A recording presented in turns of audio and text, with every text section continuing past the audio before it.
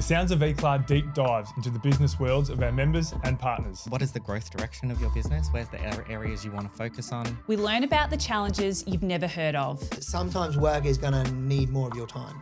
And if you want to be successful, you have to be willing to do that. The skills and habits that are the backbone of their businesses. Life comes in seasons, just like the year comes in seasons. Some seasons will be really tough. And the feedback and advice that set them up for success. Being able to separate yourself from feedback and know that it's not personal and take it constructively, then you can only ever better the product that you've built. This is The Sounds of Eclar. Welcome to The Sounds of Eclar. It's Maxi here, and as always, I'm joined by Loz. Hello, how are you? Going very well. I'm looking forward to today's guest. Look, there's so many different angles we can go with this person across from us. He played 260 AFL games with the Eagles and Port Adelaide. He's a co-founder of a wine business. He also worked in development coach at Carlton, which he just recently left and got out of sport. Well, sort of out of sport, but sort of still in sport, because now he's a general manager of coaching at Phillips Coaching. Welcome, Brad Ebert. Hey, thank you very much, guys. It's good to be here. Tell us a little bit about, we know about footy, so we don't talk about footy, and I'm sure you get asked that a lot. I want to know about Hey Diddle, setting up a wine company, and then also want to know about your new role at Phillips Coaching. Yeah, all right. So I guess the Hey Diddle sort of story started with footy a bit. So throughout my career, I played a bit of footy over the years and stuff, but the whole way along I kept thinking, like, I want to make sure that I've got more than just footy at the end of it. Like, I want to not let myself be defined by football and all that. So a friend or a business partner, Tom Jonas, who was the captain at Port, and I were probably in the similar sort of boat. We used to talk about being the pipe dreamers. We'd always come up with these random sort of ideas and different stories that we thought, oh, maybe that could be a good business. Maybe this could be a good business. We were both studying separate things at the time. So I was doing a sports science degree. He was doing a law degree, and we thought, you know what, maybe wine's the avenue, you know, like we're both passionate South Aussies. We both are into our wine at a relatively younger age compared to most. Why don't we actually try this and do it together? So we teamed up with a guy named Ben Chipman, who owned Tomfoolery Wines, and he learned his craft at like Rockford's and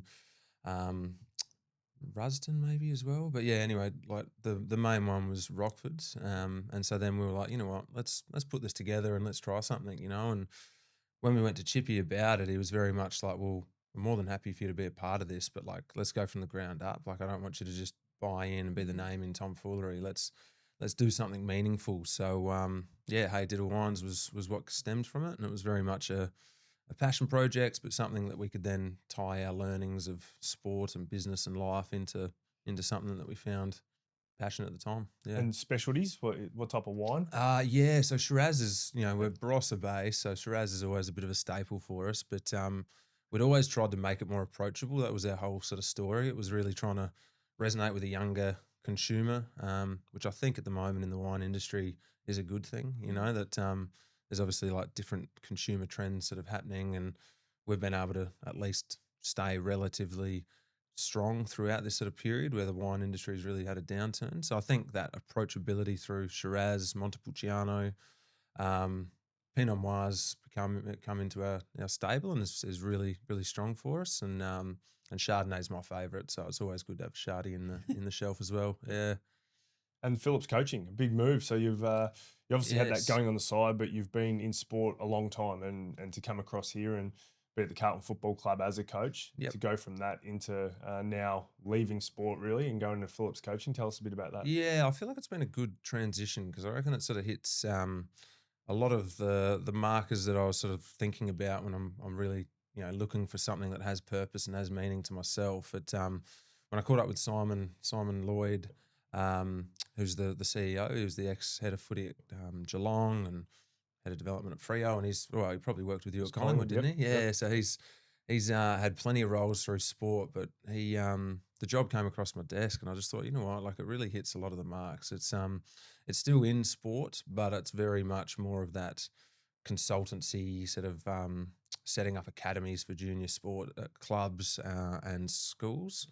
And really just being able to like get in there, and I think I've spoken to you about it before, but it's really trying to just maximize every stage of the athlete's journey is the way that I put it. It's, you know, everything from a year 7 kid starting out at St. Bernard's College all the way through to then, you know, Jackson Binns, who's been let go at the end of last year and coming into the entrepreneurial mindset course where we're trying to help them transition out of the game and give them those skill sets that they can actually transfer into what's next in life. So yeah, that sort of really fills the cup in that sense, where you're helping kids try and achieve their goal at the start, but then you're also helping those guys coming out the other end saying, well, what's next and how do you apply this? So yeah, anyway, that's sort of what I'm doing. Brad, starting your own business is challenging for anyone. What's some of the things that you've experienced in both of your roles outside of footy that have surprised you? You might have thought it was not a problem, but then when you've really done a deep dive, it's been quite challenging. Yeah, I think about so when I first moved over here 3 years ago, I felt like, say for Hey Diddle, for example, it was like it'll be fine, it'll keep rolling, nothing will change. We've had our processes in place with a lot of the softwares that we can use online, but the reality is, like, when you're not on the ground and actually like getting your hands dirty, it really shows. Yeah. And so Tom, to his credit, since footy, has really tried to take the baton and keep growing the business. But you do sense like there is just that frustration from both of us, I reckon, where he's sort of going, well, I'm the one on the ground here. I'm out selling. I'm actually out, getting hands dirty in vintage, and I'm sort of sitting here at the other end of it, going like, well, I'll just process some orders and do bits and pieces. But your mind is getting taken by a lot of other things, Yeah. family and businesses and Phillips, and so probably being able to really understand time and where you need to spend it at those important times, I think is something that I've probably learnt on that front. Yeah. Yeah, that'd be the one. That relationship between the two of you, obviously sport, giving feedback, and we will ask you about feedback later, but it would mean that you are pretty honest with each other. So in that instant between the two of you, has there been some tough conversations?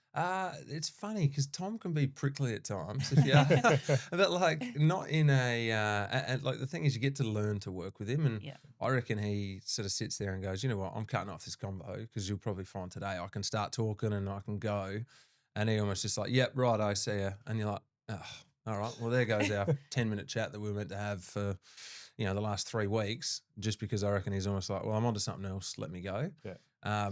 But when you understand how each other works, I think it works okay. So yeah, we certainly have had some robust conversations, but it hasn't been at the detriment of the business. And I always think, like you said, with sport, like the ability to receive feedback quick and hard and then move on, I think is really a critical thing that I think's been a real good skill for transferring into other things. And that ability to almost go, you know what, I know I've mucked up here. Say with Phillips coaching, for example, and we were talking before around just the speed at which you work in a football program versus the speed at which you work in the real world, I reckon catches me out at times. The last 6 months I've just been like, all right, well, this is something that I've been asked to do. Let's just get it done and we'll do it.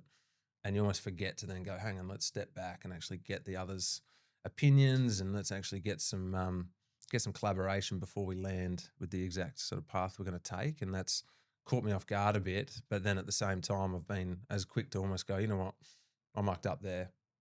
Give me some feedback, let's learn and let's work forward from it. So I hope that's a skill that footy's at least taught me that I can transfer in. Yeah. It's funny because I reckon some of the best advice I ever got was very similar to that, and it was around I like to problem solve. So the feedback I got was most problems don't need to be solved in the moment, and actually buy yourself some time where maybe the next hour, so write it down and then come back to it in an hour's time and see if you feel exactly the same as what you did now, and then the next day. And if it's something that isn't pressing, you guarantee that that first decision and how you felt at that time is going to be different an hour later, a day later. So those skills, though, it's always interesting, the skills that you do get from elite sport. What else? What are the skills or some of the habits that hold you in good stead today? Yeah, I think that's a good one, mate. So I reckon I'll probably park that. Take that use one down. That's good. Yeah, you're mentoring me, even though I've got you in as a mentor for PC. So no, thanks, mate.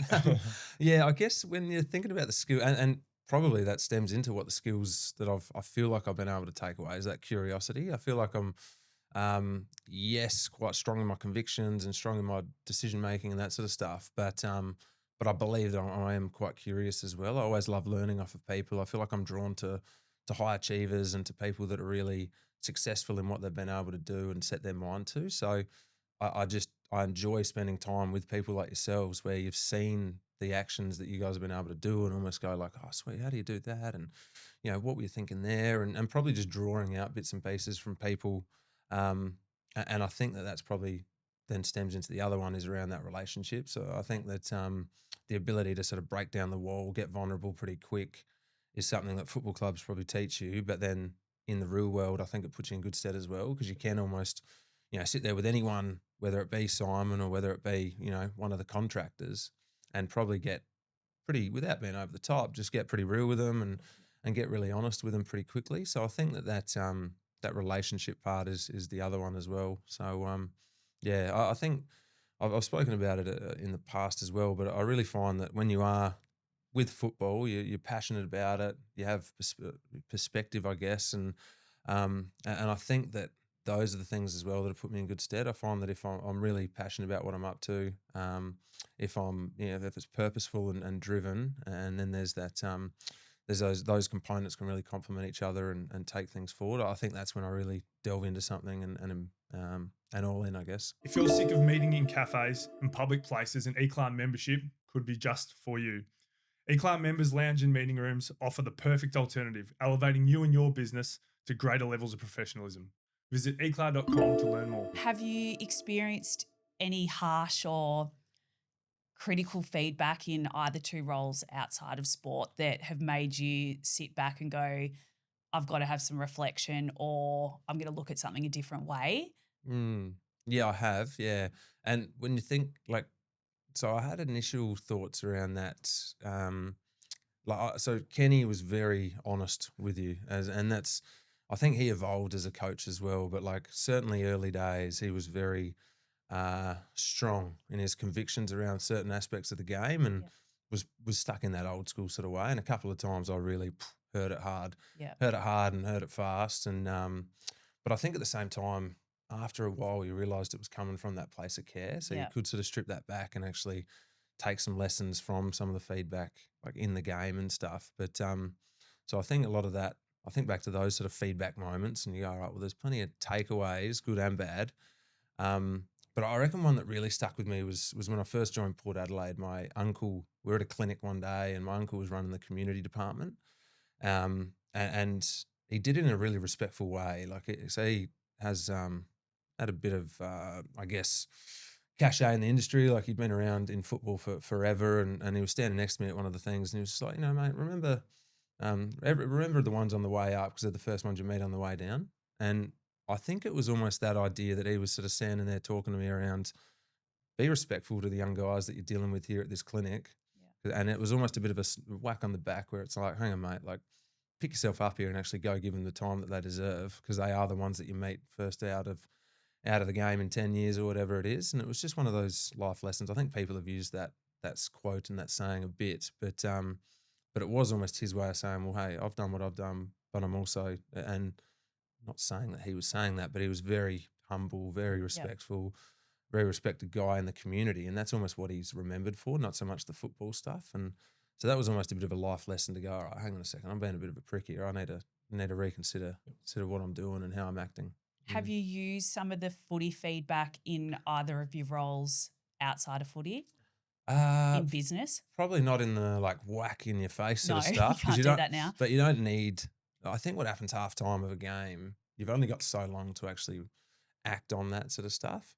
I think those things were great lessons for me though when I went into that coaching space, because I was almost like, well, that's not how I want to be as a coach. That's not the person I want to be. I want to make sure that, when I spoke about before, that perspective, I want to make sure that I'm almost dropping back and actually giving them the perspective it deserves at times, and not getting so stuck in the weeds. So, so I think that when you then transfer into the business world, I think it's probably the ability to have those conversations in more relaxed settings, but still have the same desired outcome in the long run. So you know what you want to get out of it. You know the conversation where it's headed, but you need to make sure you're hearing the other person as well, and it's not just a one-way sort of push at them. How difficult are you finding it now dealing with current athletes when you're trying to help them set them up for life outside of footy, knowing what you know now? Because you were always looking for it and always knowing, I want to be ready, and looked after yourself and went into good roles because of that. You've probably seen teammates who didn't do it and have really struggled when they've left football, because you lose that identity, but you also, if you haven't done the work, then just another bare bum in the shower, as they say. So what happens after that? Have you seen that, and have you struggled with that? Yeah, a little bit. I think what I have found is, say, when you spoke about the challenges with the PC and moving into Phillips coaching and stuff, is you see so many people working into that space and realizing that, okay, I've seen this before. And by no means am I an expert in it. I've only been out of the game 5 years, but you have over the time You've seen lived that. it. Yeah, that's it. You've seen these guys coming out of the game. You've seen the guys in the game, and you're going like, mate, I can sort of see where this is going. Like, you can actually help yourself here, Yeah. and you can see that they want to, but they almost don't want to ask for it at times. And I think that's, it's a good trait where they're quite stubborn and strong-willed and that sort of stuff. But then when, say, even with this course that we're running in the next couple of days, there's guys, and I was like, this would be perfect for you. Or just come, be a part of it. That's all I'm asking, because I reckon you're going to get plenty out of this. And they're like, oh, yeah, but I was thinking I might go do this other, this random course on something else. And you're like, oh, mate, it's not gonna actually help you. But hey, if it's almost their own way of saying, well, I'm doing something, I'm fine, don't worry about me. And I think that's one of the hardest things, is going, well, I know that there's the guys that, not that we want to help them, but we just want to give them some help, a guidance, I guess, as much as anything. Yeah. But if they don't want to do it just yet, that's fine. You realise in a couple of years' time, they probably start asking the questions a little bit more and maybe dropping the guard a little bit more as well. Yeah. I think when you think about your career and now, Mm.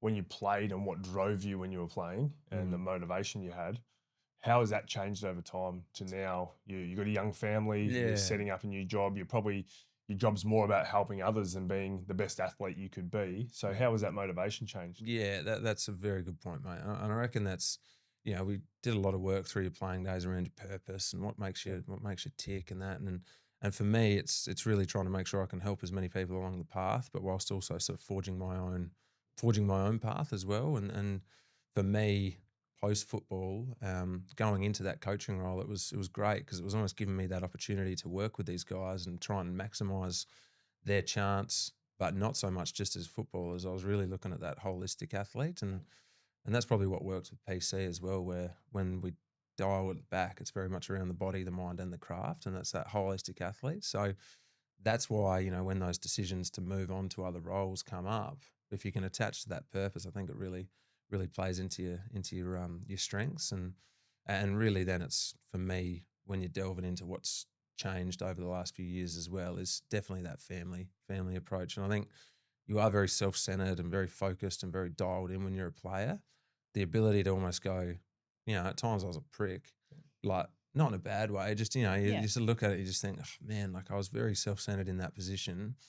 I need to actually give to others and make sure that I'm trying to help those people. And that's when, my son's about to turn 9, second one's 7, other one's 2.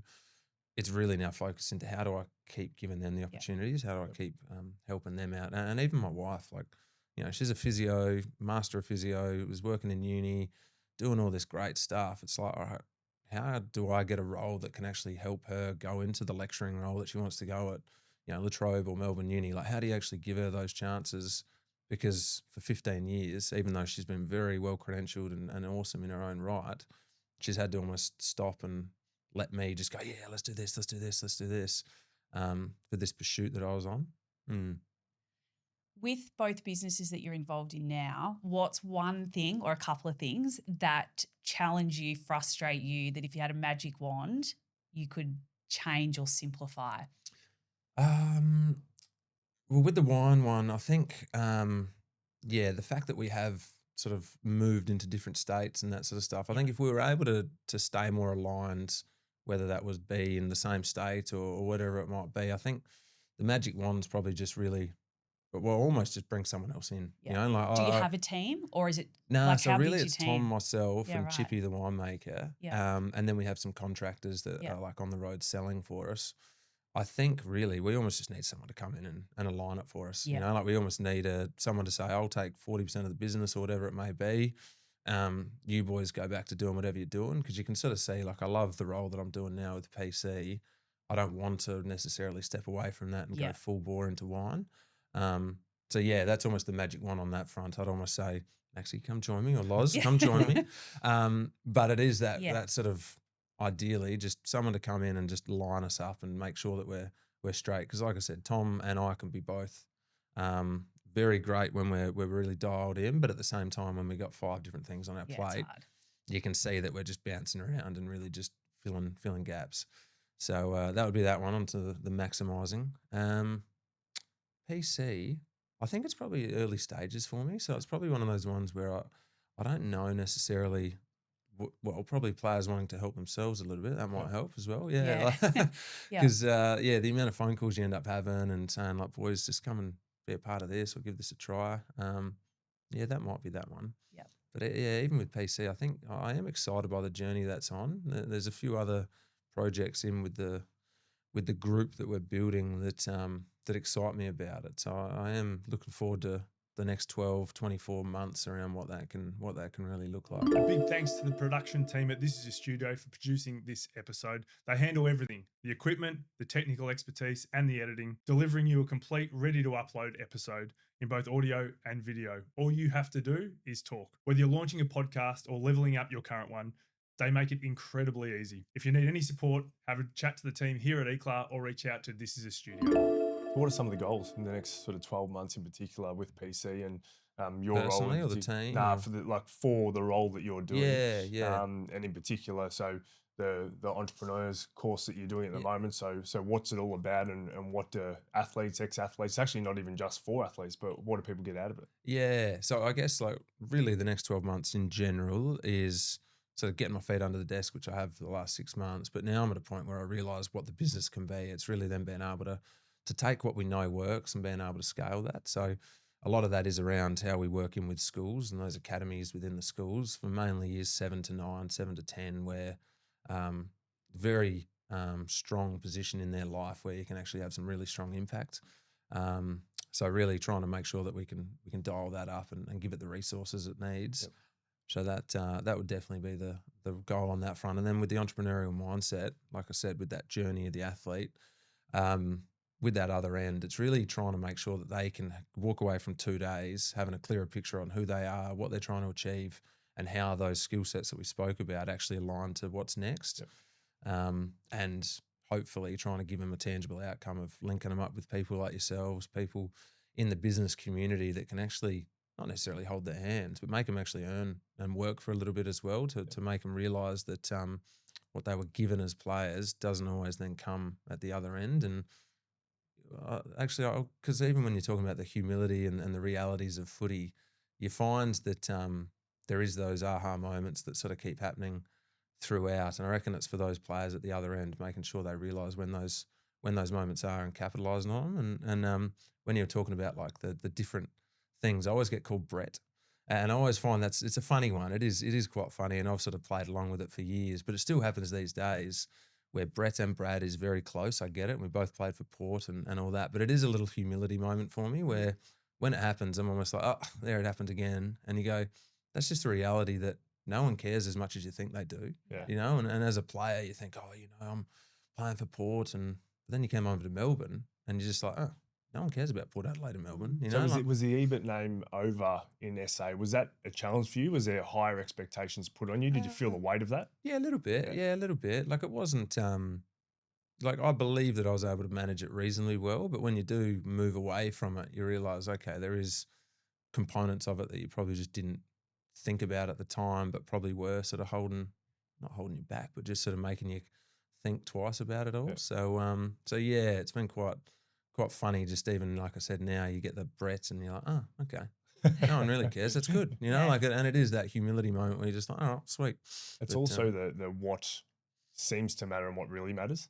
Oh, 100%. And so there's yeah. things that in sport, and quite often you'd hear teams talk about the reality bus, who's on the reality bus and Yeah. who's not. And there's so many distractions outside because it's such a big game that's so important to so many people. And so now everyone's got an opinion with social media and all the media shows that have to be filled, all the accreditations that are out there. I think it's 10 to 1 versus Australian politics. So it's pretty amazing that you can actually put that aside and go, what actually really matters. And I think that that's probably something you see a lot more of in business, is what really matters is our bottom line, is our people, rather than what seems to matter outside of that. No, it's a great point. And then it really does then align to, all right, who you are, what you're trying to achieve as a business and the KPIs that you're really underpinning that and making sure they are the correct ones. So no, that's anyway, there was a long-winded way of talking about, what lessons and that sort of stuff. But that idea of humility, I reckon, when you're coming out of the game is imperative, because you do live in this little bubble. But the reality is, yes, there's some people that care, but they don't probably care as much as you think. What do you think for athletes and any athlete coming out of elite sport, what do you think is the biggest transitional skill for them to be aware of coming into a Hey Diddle or a Phillips Coaching or a business that they need pretty quickly? I think a lot of it is there. It's really then just tapping into that. And I think that when I say that, I'll think about the ability to work with people, the ability to follow tasks, the ability to see out tasks, the ability for time management, turning up on time. And those sort of things are just ticks that all footballers, they know they have to live by, you know? So how do you actually use them? But then how do you actually maximize it, I think is making sure that you do it in a respectful way and you realize the speed of the moment, and probably like what you said before, but that ability to almost go, does this need to be done right now? If it does, great, do it. Does it not? And does it actually need to be collaborated, and do other people need to be brought in? How do you bring them in, and how do you actually make it a bit more structured? Because I think you do, footy, you do fly by the seat of your pants a bit, and you're just, going. How do you make sure that there's that structure and that process around it? I think the other one is just common courtesy. We were chatting about it before, but just the ability to reply to an email, or the ability to take a phone call or call someone back. When you reply, you're just like, oh yeah, whatever. But when you're on the other side, you realize that's a skill. The ability to just reply to an email and say, hey, thanks, I've received this, I acknowledge it, I'll get back to you later, or hey, this is the answer you need. Is a skill, and I think it's something that you really you need to take into the next phase. It probably comes back to that humility though as well. We talk about that here, where often you'll have someone who is interested in an E-Club membership or an office or to run an event, and then you go back to them, give them the information, then you follow up a couple of days later, and then you follow up again. You're like, just tell me you're not interested. So I can stop wasting your time and mine. But it's people don't even want to say, look, it's not for me. And that's the honesty, I reckon, that you talk about with sport and stuff. How that transfers out of footy is that, isn't it? It's almost just like, you know what, it's not for me. No worries, I'll move on. But I can at least tell you that. And that's a good point. That's a really good point.